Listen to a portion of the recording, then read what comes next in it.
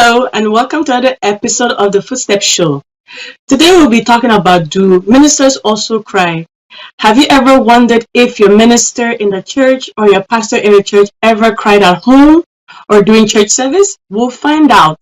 And today, on our guest today, we have the Right Reverend Professor Joseph M.Y. EDUSA EYISON of the Northern Accra Diocese, who is the bishop over there of the Ghana Methodist Church, Ghana. Welcome, Daddy.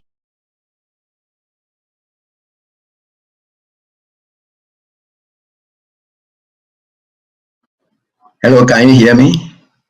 Yes, I can hear you. Welcome. Yes, thank you. How are you doing? Fine by grace. And yourself? I'm doing well by His grace. Thank you. So, who Good. is the Right Reverend Professor Joseph?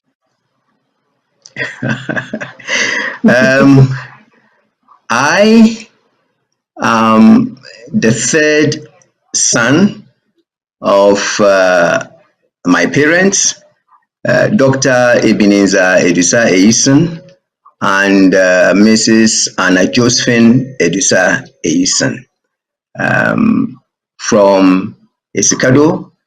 Secondly, that's my mom, and from Muri, that is my dad.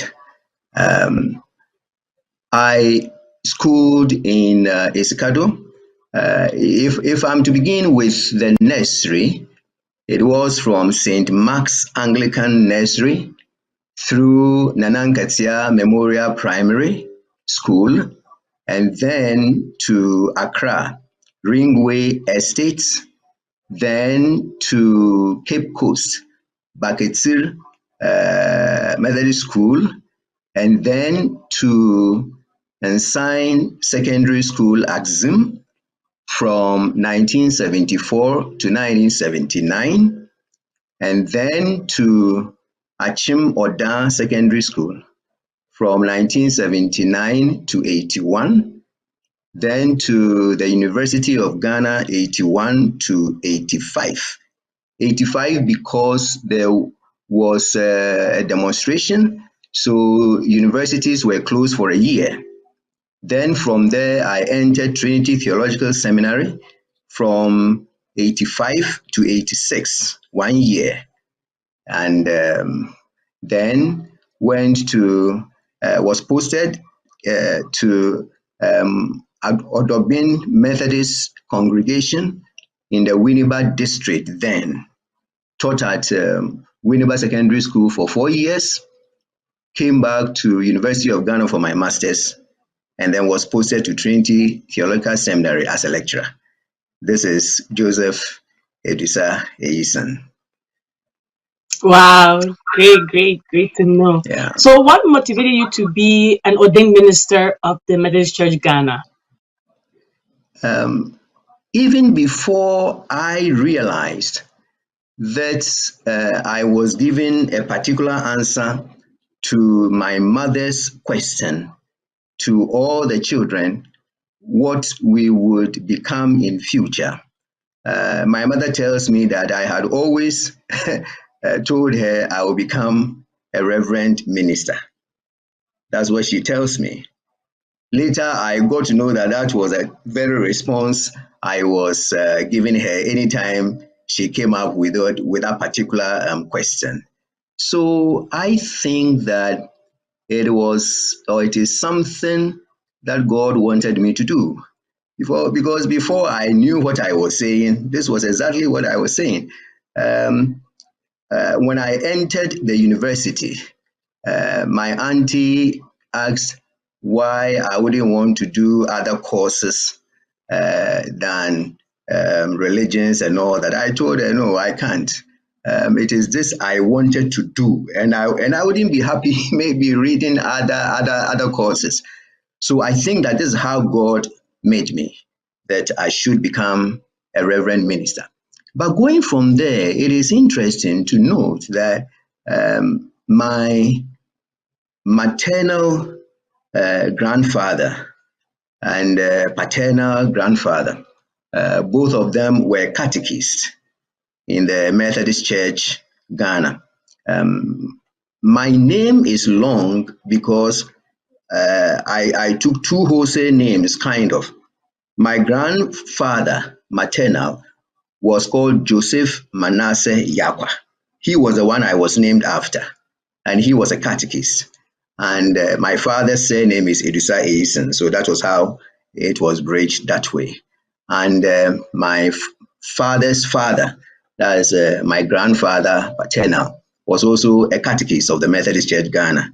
So I think it is something that had been ordained that you should be so. That is why we are here today. Great, that's good to know. Very interesting that you knew Yes, back then that you wanted to be a reverend minister, yes, even yes, though it was not. I think it was God talking to you that I think this is what you're gonna yes, be in the yeah. future. So it's great to know.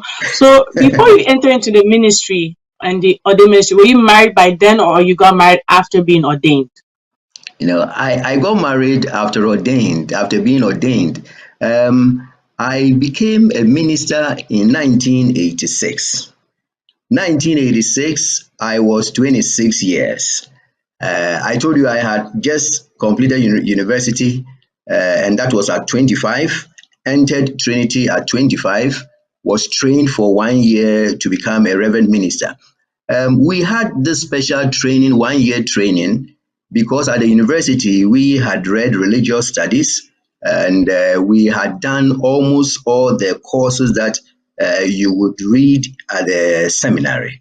So at the seminary, we were made to do the practical ones that we didn't read at the university. And that took us 1 year for a diploma of pastoral studies course. And then after that, we started work in the church. But all this while, I wasn't married. I married 2 years after. So I married when I was 28. Yeah, so that was it. But let me say this to clear the air about Asofo being married before entering ministry or otherwise. There is no rule that you should marry before becoming a minister.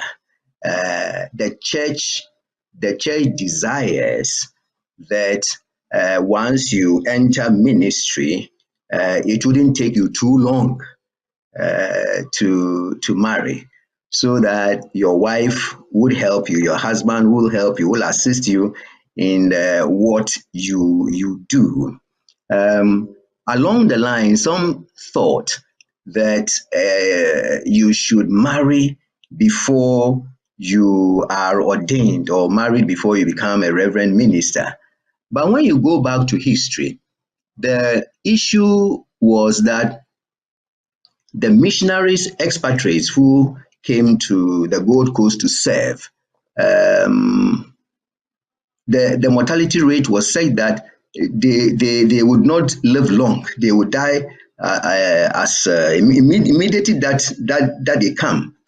And so a request went from Gold Coast to the Home Committee in England that the ministers who are coming, they will love that they come along with spouses, so that anytime one is taken ill, the other will be there to assist. In any case, once you become a reverend minister, the church will expect that not too long after becoming such, you would marry. Some of them, some of the brethren were married before they entered ministry, before they entered Trinity to be trained, and others were and still are not. Yeah.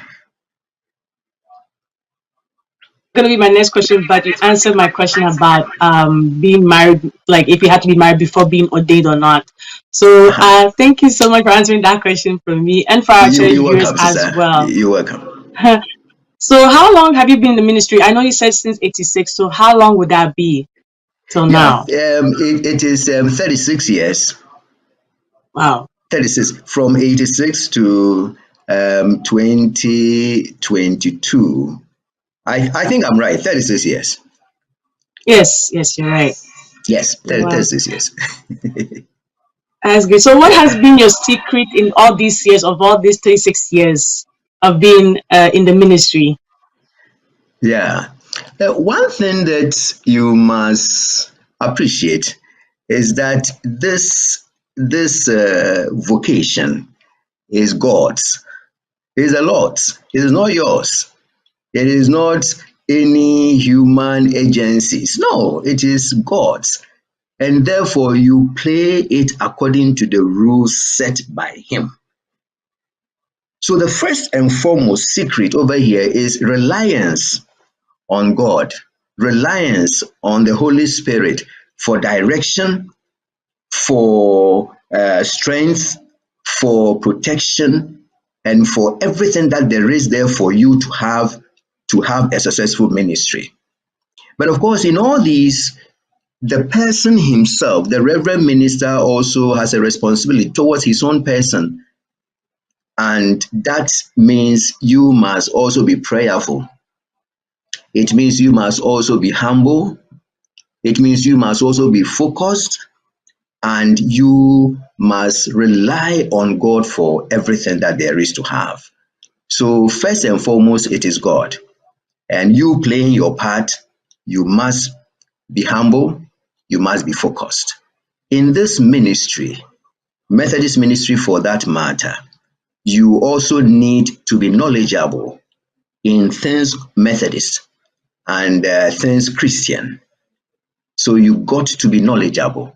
And that is why for us in Methodist Church, the process through which you take the minister, through which you train the minister is tedious, but it's doable.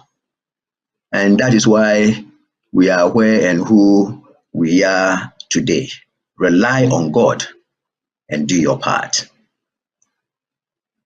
So my next question will be: why is it very important to have these two in order to have these kind of secrets in the ministry? Because it is God who created us. God made us who we are, made us in His own image, and it is God who has called you into this ministry. You didn't call yourself. Because you didn't call yourself, you listen to the dictates of the caller and apply everything that He has given you to the ministry for success. But you see, you can't only rely on God and not do your part. There's the spiritual part and the human part also. As you rely on God, you also do your part to ensure that there is success. You may rely on God, all right, but you won't be successful because your attitude towards work is not welcoming. Because how you relate to others is not the right way, and therefore you will not be successful. That's why I'm saying that you rely on God and you also do your part as a human being and as a reverend minister for success. All right, thank you so much for sharing. Have you had any? I'm pretty sure like everybody has challenges, but have you ever encountered any challenges in the past 36 years as a reverend minister? Yeah, that's an interesting one. That's an interesting one. Coming up, you find that before this time, of course, Pa Grant was young when he became a reverend minister. I'm talking about our first president of conference when he was very young when he became a reverend minister. But you find that other ministers came in at the older age. Um, and so along the line, people have known ministers to be old people, kind of. You must attain a certain age before you can enter ministry. It is fine. You must have been a teacher. You must have had a certain experience, and so on and so forth, before you can become a minister. I remember very well, my sister, 1985 at Trinity College then. A senior Presbyterian minister visited, saw me there, and asked me whether I was also a student at the seminary. When I responded in the affirmative, he said, you are a Methodist and not a Presbyterian. I said, no, I'm not Presbyterian. He said, yes, Presbyterian won't bring small boys like you into the ministry. Then he asked the question, so when you, EDUSA, when you complete your studies, how would the church address you? Would they address you as Papa or Sofo, brother or Sofo, or boy or Sofo? And so you can appreciate what challenges you may encounter in ministry. No wonder my first posting, those days we were commissioned 8th of June 1986, and by July we were sent to our stations. Conference didn't wait till conference, that is August, before stationing us. When I went to my first station, the the church said they would not accept me. I was too young to become their minister. So the superintendent minister, who was also for Helm at the time, had to come to the church and explain to them why they should receive me. Fortunately or unfortunately, I spent just 2.5 months in that society. Reason being that I had to go back and serve my national service because I had completed university and I had taken laws, all that, and it was mandatory that you do national service. And therefore, church sent me to Winnipeg Secondary School as chaplain. You know what? The very church that protested against my coming because I was young, 26, I wasn't married also, now send delegations to the chairman of the district, Right Reverend Kojo Hazel, the late Osofo, that they should let me stay and not be transferred. These are some of the challenges. There are some who see you or who judge you because of your stature and all that, because of age and all that. And we have encountered such in ministry. There are real challenges that people would not see you as the minister because they are expecting to see something else. I remember very well when I went to Trinity as a lecturer. I started teaching at Trinity at 32. By 34, I was confirmed as a lecturer at Trinity. One day, somebody comes looking for the Reverend Minister, looking for EYISON. EYISON was washing his car right in front of his house. The person says he wants to see Osofo. When I said, yes, I was the one, he said, I want to see Reverend EYISON. So the person didn't believe it, that I was the one. Why? Because of what? At this first Because you station were young. that I was talking, yeah, at this first station that I was talking about, I was seated in the sitting room. I was in shorts and t-shirt. People came to the room, to the hall, went through the other door and went away. Only for me to hear the following Sunday that we went to the mission, we didn't see any Reverend Minister. Meanwhile, I was there. They wouldn't even greet you. Maybe they thought you were the son of the Reverend Minister, kind of. They wouldn't even greet you. So we need to change this perception that we have. These are some of the challenges that you would have in, or that I have had in the ministry. Thank you so much for sharing. You're So we'll welcome. take a short break and we'll be right back. Good.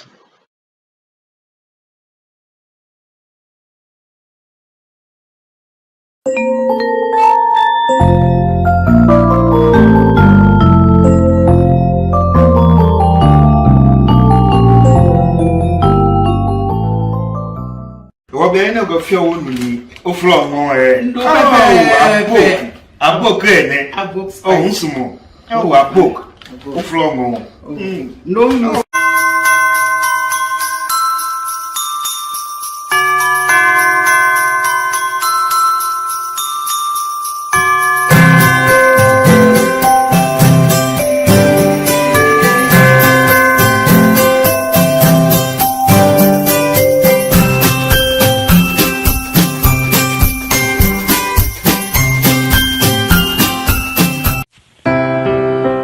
Are you an African parent who is looking to engage your child in an educational program? ACCRA Hub is a non-profit organization that aims to elicit the creative and leadership skills in the Black child. Register your child today in our ongoing book clubs and leadership programs by calling or texting 416-939-0530 or by visiting our website at www.africanadahub.org. ACCRA Hub.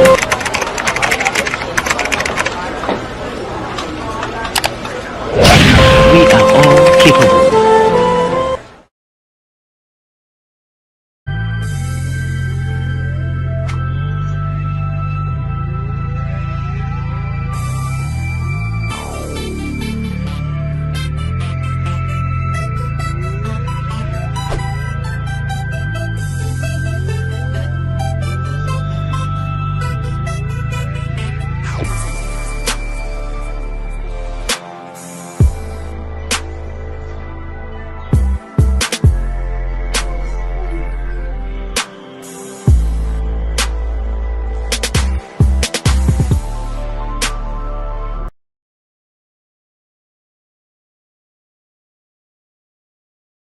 All right, welcome back. If you're watching us, we are live on Facebook and on YouTube.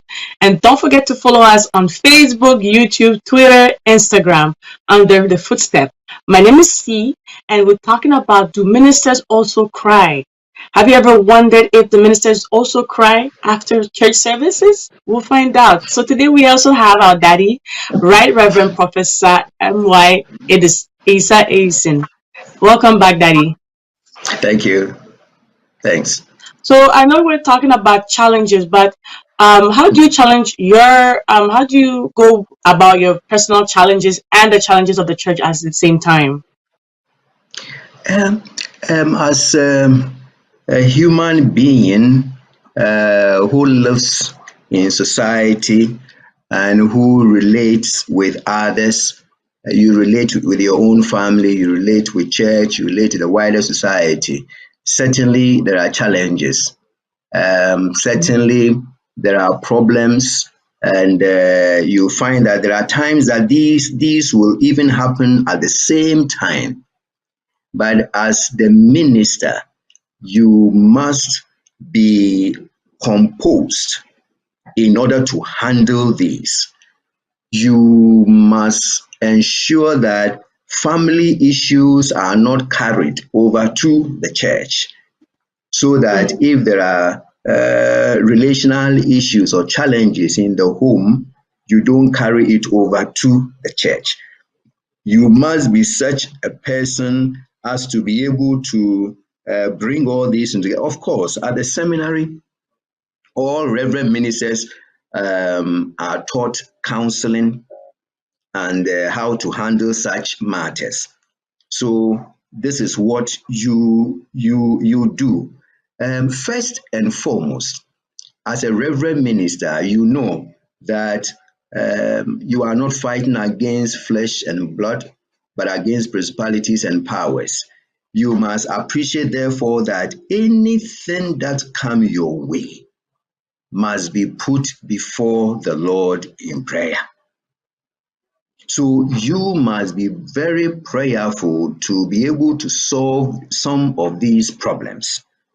Otherwise, you're going to be hard pressed. You're going to have problems, and serious ones for that matter, in your ministry and everything for that matter. So you got to be prayerful in all this.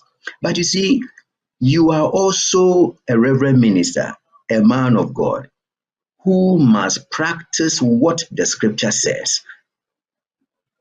Over the past few years, we've been talking about discipleship, teaching everyone to live like Jesus Christ. Now we are talking about discipleship, living the transformed life in Jesus Christ. And therefore, you must ensure that that kind of life is lived for people to see and appreciate.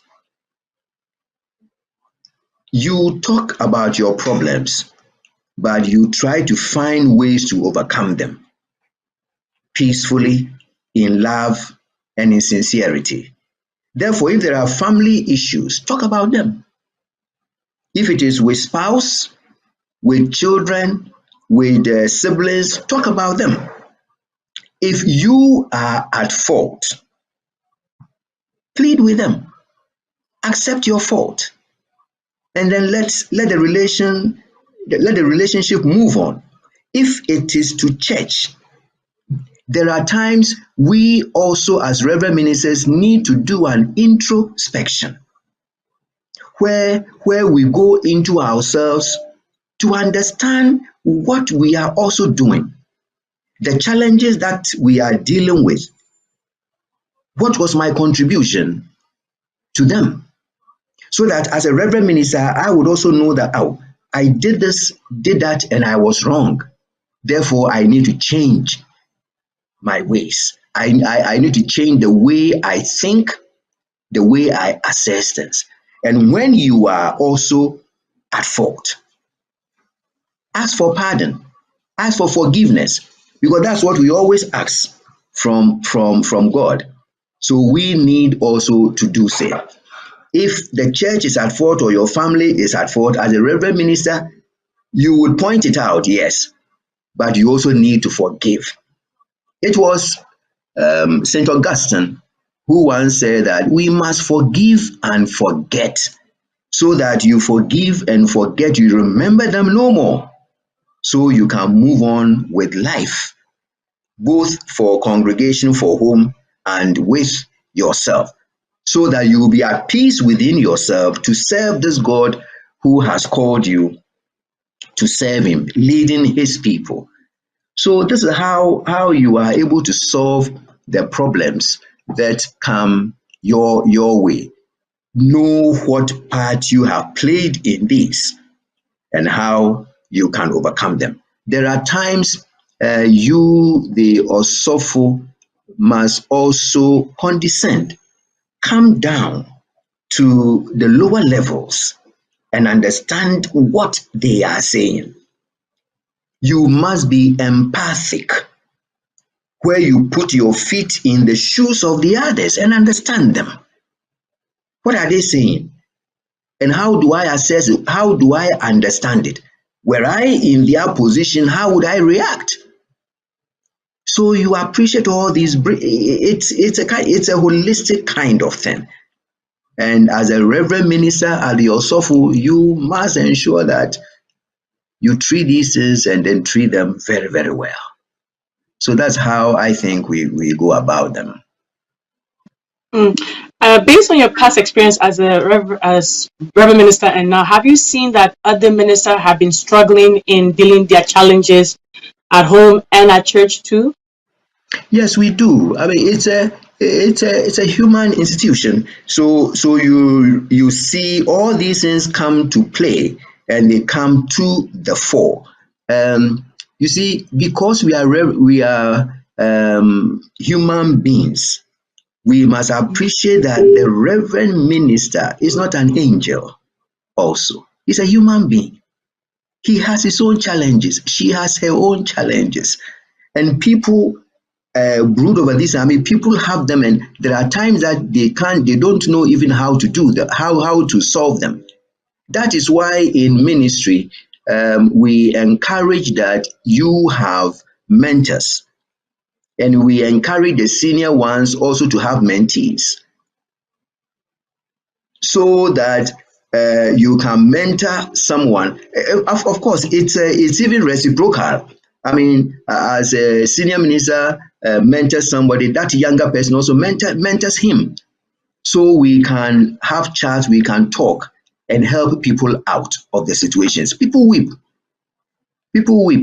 because what people say about others are at times not true. I mean, not they fall nowhere near the truth, but they will still say them.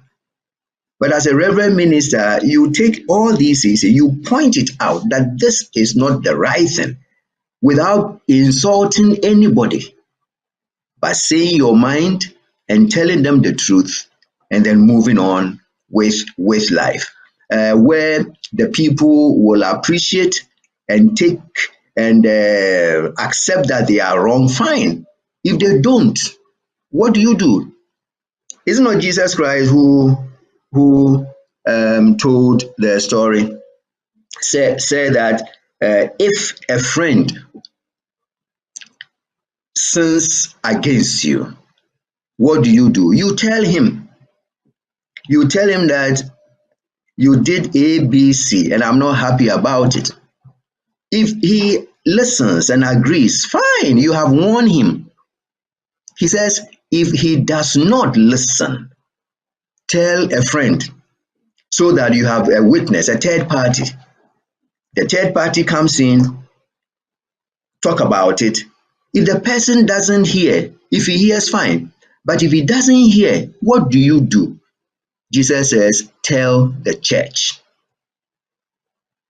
So the church will be the final thing. Tell the church. Now he says, if he hears, he listens, fine. But if he does not listen, what do? He goes on to say that see him as a Gentile and as a tax collector. Leave him. See him as a Gentile and as a tax collector. And how do you understand this? Gentiles and tax collectors were known to be sinners. So see him as a sinner, see him as a tax collector, has a deeper implication, has a deeper meaning. If from Genesis to Revelation, one word, love, defines everything, and if God does not want to lose us to Satan, if God wants all of us to come to heaven to him to enjoy his presence, then seeing that person as a tax collector, see him as a sinner, what Jesus Christ is saying that you now know you have a task. And your task is that this man, this woman is a sinner. You have to evangelize him. Seeing him as a tax collector, seeing him as a sinner, seeing her as a sinner gives you a duty to evangelize. That is why you have to go back and win that person to the fold. So it's a difficult thing, but it is still possible that we are able to do these things. Yeah. So this is how the challenges come about and how you may want to resolve them. Very interesting. I'm taking notes. It's very interesting to know, like, I think it's not only for you as Reverend Minister, but also for ourselves as the members of the Precisely. church. Like you Precisely. said, everybody's a human being, and we're not all angels, right? So sometimes we can make mistakes and we know how to accept it. So it's very important that to know in mind that we are all human beings, and making mistakes and asking for forgiveness is always important in order to move on in life, right? But in all that we have said today, this evening, what advice would you have for the new and upcoming young ministers who are coming into the ordained ministry? Yeah, it's an interesting one. It's a very interesting one. Yes. Every minister says he or she has had a calling, and that calling is a calling from God. If that is so, if you haven't called yourself, if God called you, then obey what God has for you. Obey the blueprints that God has set for successful ministry. That is one thing. The second thing is that so many people this time around think that they enter ministry for wealth, for money. If that is what people are thinking about, please, this is the wrong place. It's the wrong place for you. Because in the ministry, there's no money. There's no money. But you see, if you serve and serve well, God will take care of your needs. That's the issue. So that is the second one.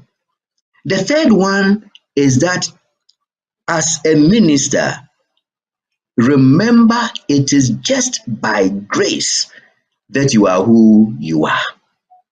Remember, in the church, we have our fathers, we have our mothers, we have our grandparents, we have our elder brothers and sisters, our siblings, and so on and so forth.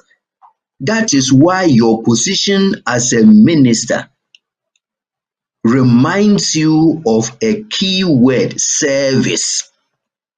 And you need to serve these people. In service, you need to be respectful.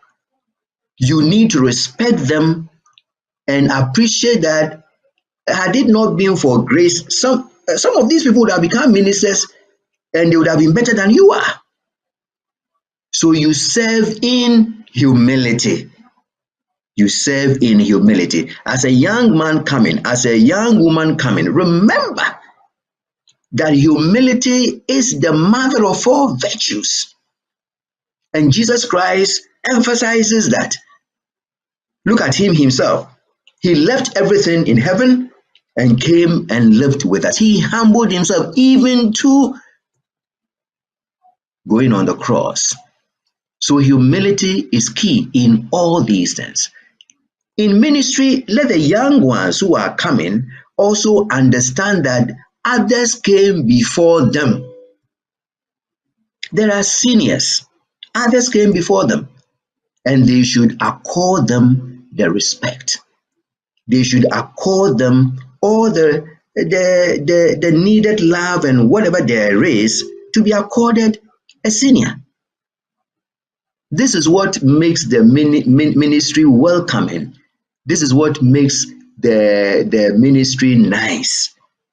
If Jesus Christ said, "A new commandment I give you," and that new commandment is for you to go and love one another as he, Jesus, has loved us, then there is a great duty for us to do. How did he love us?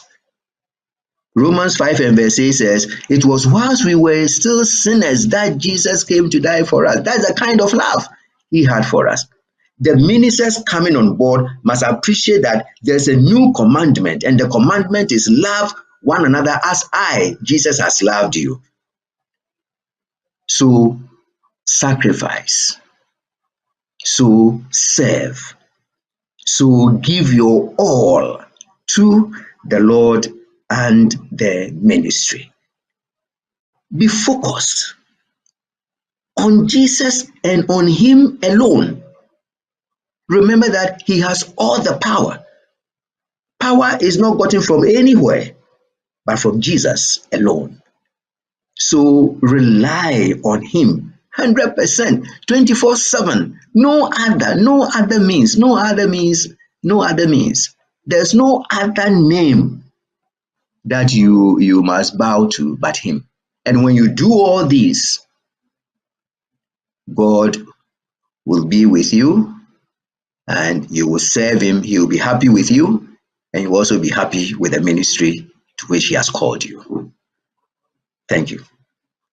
Thank you for sharing this insight. Yeah. It's very interesting to know, and I'm pretty sure our church viewers are taking notes. And like you said, the upcoming young men and women who are becoming ministers are also taking notes as well, and to have that in mind as they enter into this ordained ministry. So the ultimate question will be: do ministers also cry? Yes, I have said it. They do. They do, because we all have our challenges, and we may cry or weep over issues in church, issues in home, and all that. But you see, in the Methodist Church Ghana, what we tell the ministers is that there are 3 books that you can't run away from. And these are the Bible, the Methodist Constitution and Standing Orders, and the hymn book. When times come that you cry, where people have said things that are not true about you, where people have denied you, where people have left you, and where you have no support, whatever, where people are not appreciating your position and all that, the Bible is there to help you. The Constitution is there to guide you. If there are issues relating to administration, how to do this, why not this and that, the Constitution directs. The hymn book is there to comfort you. And these are the materials we fall on, and your own experiences also you fall on. You fall on your mentors to help you come out of these situations. My sister, ministers also cry because we are human beings. We also hurt because we are human beings. And if the ministry is made up of lay and the clergy and the lay, for which reason we have the word liturgy, meaning the work of the people being the lay and the clergy in church, then we have a responsibility to one another, that the lay and the clergy, we work in tandem. We work such that we bring glory to God, to church, and peace amongst ourselves. So ministers do cry. That is why one of the duties of the laity is, as much as ministers pray for the lay must also pray for the reverend ministers, because we are human beings. We may falter here and there, once or twice. We are human beings. So you pray for us as we also pray for you. And when we cry and you see that we are crying, pray with us and then comfort us. And I think the church will be a better place for all of us to live. Thank you so much, Daddy. We really do appreciate this evening, for having you on our show. So on behalf of myself and the entire Footstep Show, I want to say thank you so much for You're being our welcome. guest today. It was an honor to You're have you on welcome. our show. Thank you so much. So You're that's welcome. it for Thank you too for today, having this me. evening. Thank Thank you. you for having me. Thank you. Welcome. Good Thank evening. you. Good. Have a good evening. So thank you, everybody, as we call it off for today. Have a great evening and enjoy the rest of the week as well. All right. Bye.